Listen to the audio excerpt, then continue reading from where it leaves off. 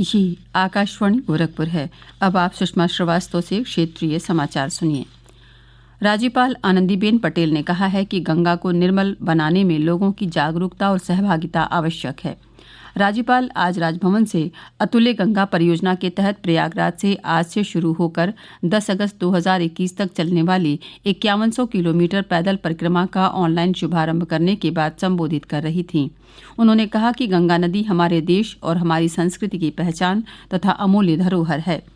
राज्यपाल ने कहा कि गंगा के दोनों तटों पर पौधरोपण करती हुई गांव और शहरों से गुजरने वाली भारत की सबसे लंबी पदयात्रा से देश में गंगा सहित सभी नदियों के लिए और पर्यावरण संरक्षण के लिए नई ऊर्जा का संचार होगा। राज्यपाल ने लोगों से अपील की कि वे गंगा के अस्तित्व पर मंडरा रहे संकट को दूर करने के लिए एकजुट होकर इसे निर्मल बनाए रखने का प्रयास करें। राज्यपाल आनंदीबेन पटेल ने आत्मनिर्भर भारत के निर्माण के लिए सामाजिक शोधों की जरूरत बताई है। राज्यपाल ने आज गोविंद बल्लभ पंत सामाजिक विज्ञान संस्थान तथा प्रयागराज मेला प्राधिकरण के संयुक्त तत्वावधान में स्थापित कुंभ अध्ययन केंद्र का ऑनलाइन उद्घाटन करते हुए कहा कि कुंभ जैसे महत्वपूर्ण आयोजन के लिए अभी तक देश में कोई शोध केंद्र नहीं था। ये केंद्र कुंभ मेले से संबद्ध शोध अभिलेखीकरण और ज्ञान विमर्श पर आधारित होगा। उन्होंने कहा कि संस्थान की उच्च स्तरीय फैकल्टी और उनका शोध अनुभव जन सामान्य को कुंभ की परंपराओं और विरासत को समझने की एक नई दृष्टि देगा। केंद्रीय कृषि और किसान कल्याण मंत्री नरेंद्र सिंह तोमर ने दोहराया है कि सरकार किसानों के साथ बातचीत के लिए तैयार है।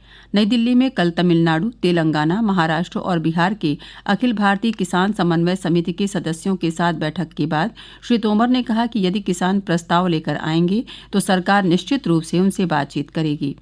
कृषि मंत्री ने कहा कि सरकार की मंशा और नीतियां किसानों के कल्याण की हैं। उन्होंने कहा कि कृषि सुधारों से किसान पहले से ही लाभान्वित हो रहे हैं और इससे उनकी आय बढ़ाने में मदद मिल रही है। उधर प्रदेश के उप मुख्यमंत्री केशव प्रसाद मौर्य ने आज वाराणसी में आयोजित किसान सम्मेलन को संबोधित करते हुए कहा है कि प्रधानमंत्री नरेंद्र मोदी को देश के हर स्तर के किसानों की चिंता है।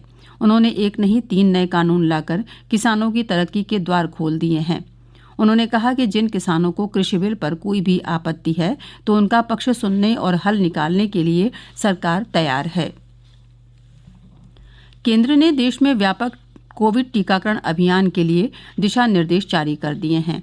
स्वास्थ्य और परिवार कल्याण मंत्रालय पहले चरण में लगभग 30 करोड़ लोगों को वैक्सीन देने की योजना बना रहा है।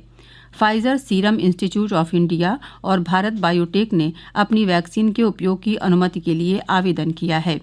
कोविड-19 वैक्सीन के आपात उपयोग की सरकार से अनुमति मिलते ही टीकाकरण अभियान शुरू कर दिया जाएगा।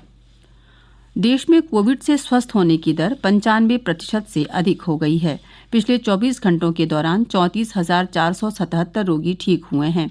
स्वास्थ्य मंत्रालय ने कहा है कि देश में अब तक कुल 94,22,000 लोग ठीक हो चुके हैं। वर्तमान में 3,39,000 से अधिक सक्रिय मामले हैं। पिछले 24 घंटों के दौरान देश में 22,000 से अधिक नए मामले सामने आए। मंत्रालय ने कहा है कि मृत्यु दर 1.45% है, जो दुनिया के अन्य देशों की अपेक्षा काफी कम है। पिछले 24 घंटों के दौरान 354 मौतें हुई, जिन्हें मिलाकर अब तक 1,43,709 लोगों की मृत्यु हो चुकी है। भारतीय चिकित्सा अनुसंधान परिषद के अनुसार पिछले 24 घंटों के दौरान 9,93,000 से अधिक नमूनों की जांच की गई। इन्हें मिलाकर देश में अब तक 15,55,00,000 से अधिक नमूनों की जांच की जा चुकी है। कृतज्ञ राष्ट्र आज सरदार वल्लभ भाई पटेल की 70वीं पुण्यतिथि पर उन्हें भावभीनी श्रद्धांजलि दे रहा है। प्रधानमंत्री नरेंद्र मोदी और गृहमंत्री अमित शाह ने सरदार पटेल की पुण्यतिथि पर श्रद्धांजलि दी। श्री मोदी ने कहा कि उनके दिखाए मार्ग हमें देश की एकता, अखंडता और संप्रभुता की रक्षा करने के लिए सदा प्रेरित करते रहेंगे। श्री शाह ने एक ट्वीट में कहा कि सरदार पटेल के जीवन और व्यक्तित्व को शब्दों में व्यक्त नहीं किया जा सकता। राज्यपाल आनंदीबेन पटेल ने आज राजभवन स्थित सरदार वल्लभ भाई पटेल की प्रतिमा पर माल्यार्पण कर उन्हें भावभीनी श्रद्धांजलि अर्पित की। मुख्यमंत्री योगी आदित्यनाथ ने भी आज लखनऊ के जीपीओ पार्क स्थित सरदार पटेल की प्रतिमा पर पुष्प अर्पित कर उन्हें श्रद्धांजलि दी और उन्हें भारत गणराज्य की एकता और अखंडता का सूत्रधार बताया। इसके साथ ही क्षेत्रीय समाचारों का ये बुलेटिन समाप्त हुआ। नमस्कार।